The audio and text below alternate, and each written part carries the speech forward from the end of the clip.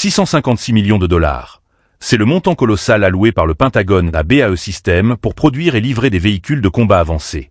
Une annonce qui ne manque pas de faire réagir, alors que le contexte géopolitique actuel est marqué par des tensions croissantes, notamment en Europe de l'Est.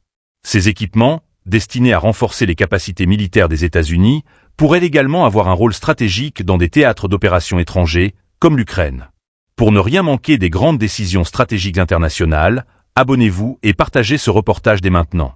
Le contrat, signé avec l'entreprise basée en Pennsylvanie, porte sur la fabrication des M2A4 Bradley, des véhicules de combat d'infanterie éprouvés et modernisés, ainsi que des M7A4, spécialisés dans la reconnaissance de combat. Ces machines sophistiquées sont le fruit d'années de recherche technologique et de perfectionnement, offrant une meilleure protection, une mobilité accrue et des systèmes de détection et de ciblage de pointe. Ce type d'investissement s'inscrit dans une stratégie globale de modernisation des forces terrestres américaines, dans un contexte où la suprématie technologique est un impératif stratégique. La livraison de ces équipements est prévue d'ici le 30 novembre 2027. Ils seront stockés à l'arsenal américain de Détroit, dans le Michigan, un site clé pour la logistique militaire.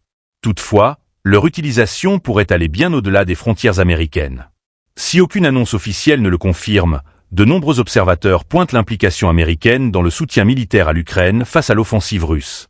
L'envoi de véhicules Bradley en Ukraine cette année a déjà marqué un tournant, renforçant les défenses ukrainiennes et symbolisant l'engagement des États-Unis envers leurs alliés. Ce contrat soulève également des questions sur les priorités budgétaires et stratégiques du Pentagone. Alors que le coût des véhicules M2A4 et M7A4 se chiffre en millions de dollars par unité, certains experts critiquent la viabilité d'un modèle de défense basé sur des technologies coûteuses.